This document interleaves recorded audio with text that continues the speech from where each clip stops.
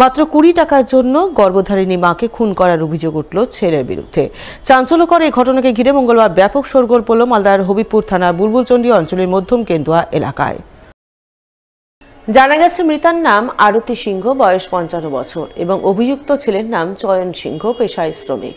পরিবার স্থানীয় সূত্রে জানা গেছে দিন চয়ন তার মার কাছে 20 টাকা চায়, কিন্তু তার মা সেই টাকা দিতে পারেনি।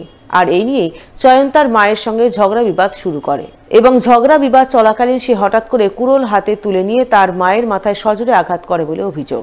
সে আঘাতে তার মা ঘটনাস্থলে লুটিয়ে পড়ে প্রাণ হারান।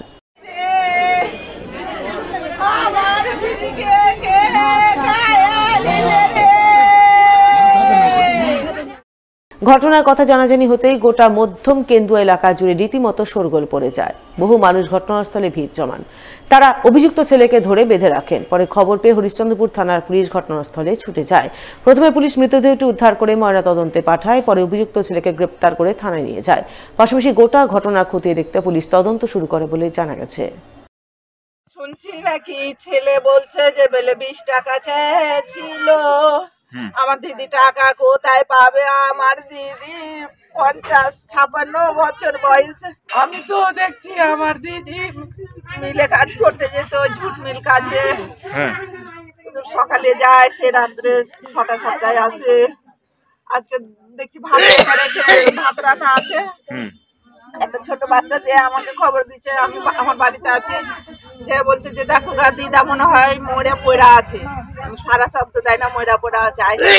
আমার দিদি মরে পড়া আছে। শিল্পটা হয়ে আমার দিদিকে আমি খুব ডাকছি, আমার দিদি সারা না পুলিশ। আমার দিদির মাথা দিয়ে রক্ত বেরিয়েছে, পুরো দিয়ে মেরেছে।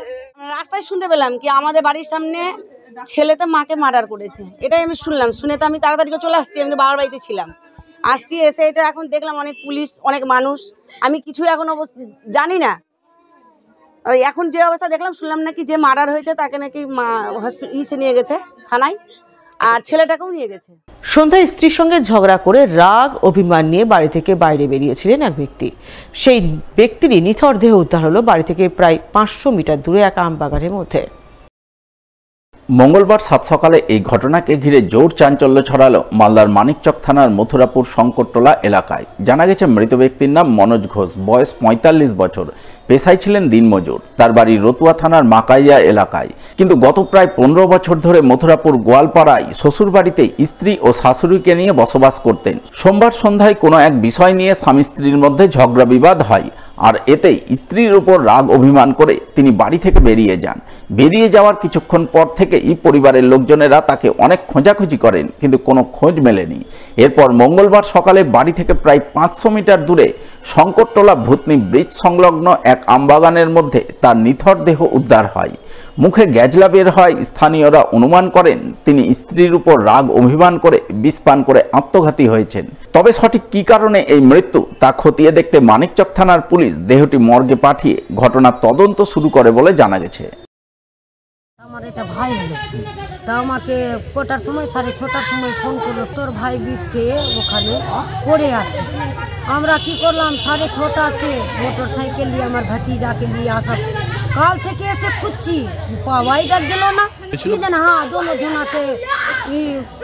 দোনো জনার মধ্যে ঝগড়া হয়েছে, মানে স্বামী স্ত্রীর। হ্যাঁ না, তোর তো কেউ নাই, শ্বশুরও নাই, খালি শাশ আছে একটা, আর ওরা দুজনা বিষ খেয়েছে। ও বললো যেমনি কি গে দিদি আয় না, তোর ভাই বিষ খেয়ে নিয়েছে। আর কি বলি, কালকে ওর বাড়িতে ঝামেলা হয়েছিল, বিষ খেয়ে নিয়েছে কালকে। কোথায় চলে গেছিল, গোটা রাত খুঁজলাম, খুঁজে পেলাম না। সকালে খবর পেলাম যে এখানে পড়ে।